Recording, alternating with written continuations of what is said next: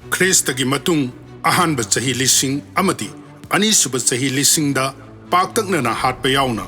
मखल कयागी अकी अखंग सिंग पीदुना धर्म मखल अनि पृथ्वी सिनबा थुंगना संदोखी पृथ्वी सिनबा थुंगना धर्म अनीसी चटपा हौरखी अदुबु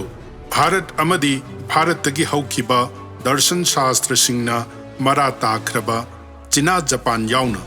साउथ ईस्ट एशिया की लेबाक खरदी अकनब शक्ति असिना योसिनबा ngamkhide ख्वाइदगी ngaklibadi भारत असि चही लिसिंग अमा धर्म सिंग असि चटपा मियोई सिंगना लाइंगाक अमदी सोशल स्ट्रक्चर खुदिंगमक पाइरबा फावबदा मचेत मकाई खरा नत्तना पुन्ना धर्म होंगनबदी ngamkhide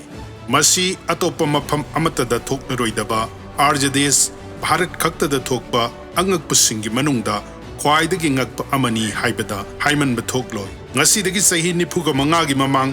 ख्रीस्तगी चही लिसिंग अमा चमापन हुम्फुदगी हौना चाकनी फिनिबा लंबोइबा अमा अनीना अमेरिका यौदुना बेदगी मपावबु यौहनबा हौरखी ngasi पावबदा एंटरटेनमेंट इंडस्ट्री दा अनौबा मायोल सेमलमदुना मांगजिल थारिबा द बीटल्स हाइन खंगनबा बेन सनातन धर्मदा पुमलुप लुपखी मसीगी मथक्ता सक्नाइरबा मियोई कया सनातन धर्मदा माई ओनसिनबा हौरखी सही निफु मुखक सुपनतगी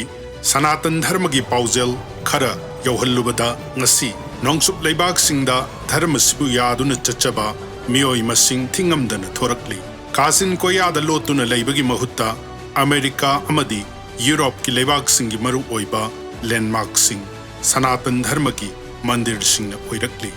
ngasi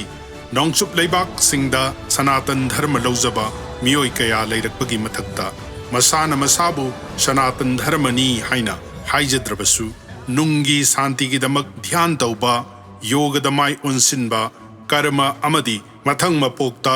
मियोई अयाम्बन थाजनरकली हौखिबा चही लिसिंग अनि अमदी सनातन धर्म की चही निफु खक्की फिबम असि यंगलुरगदी सतलिबा मिलेनियम असि सोइदना सनातन धर्म की ओइरगनी।